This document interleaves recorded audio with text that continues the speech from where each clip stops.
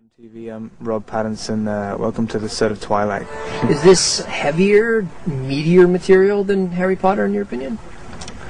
In a lot of ways, I think my character certainly is than the character I played in Harry Potter. Well, mainly because the entire thing is pretty much based on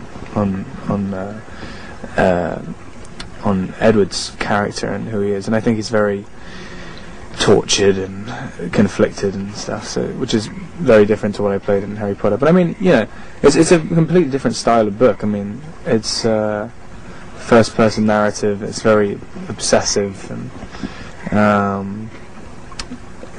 kind of it's a much more personal book, I think, than Harry Potter is. I mean, in a lot of different ways. I mean, there's only two characters pretty much in a trilogy.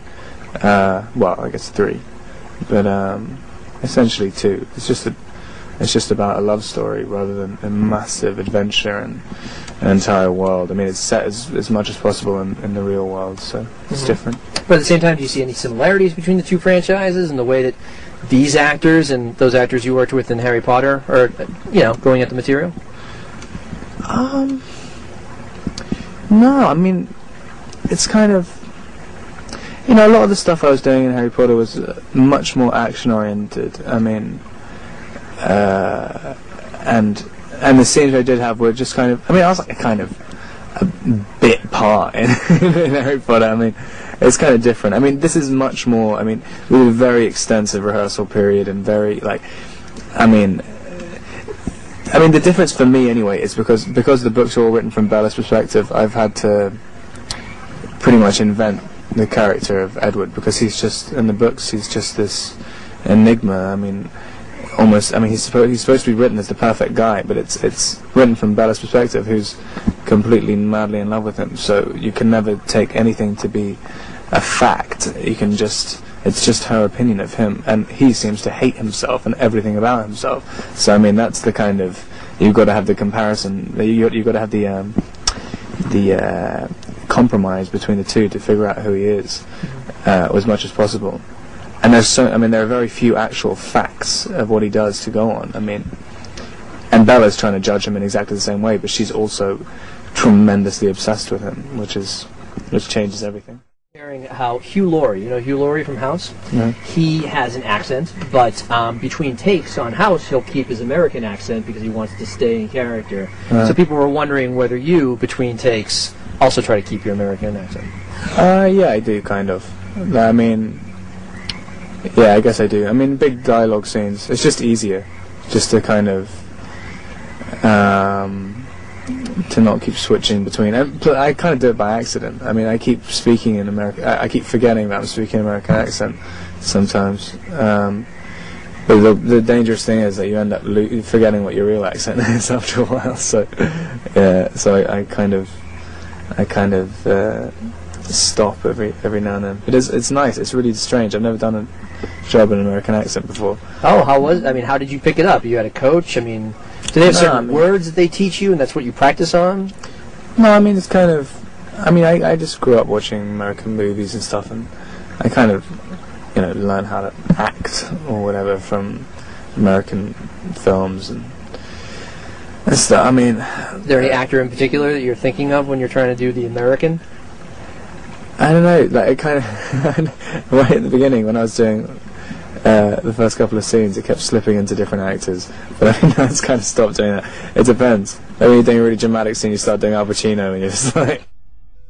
But, no, I didn't do that too often. But, no, I mean, it is funny, how you suddenly realise that you've got a sort of... that an accent has developed, which you can speak, as yourself in your real life.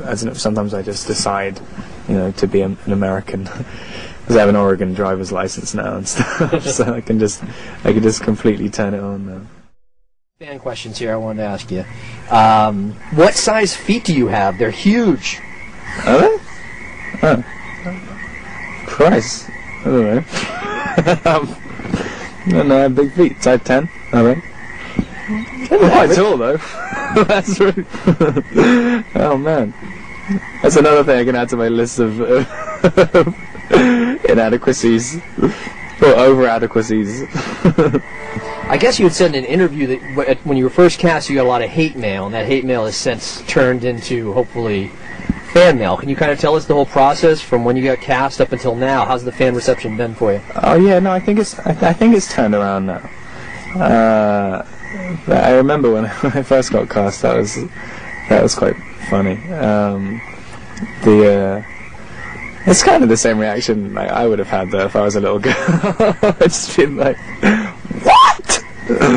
But no, I don't know. I think I mean, I looked at the Twilight thing the other day, and it seemed like a turnaround. But I mean, for a while, I was staying inside, kept all my doors locked. Just went out with a balaclava on all the time, strapped. It's funny when you get I watched a couple of these YouTube videos of people who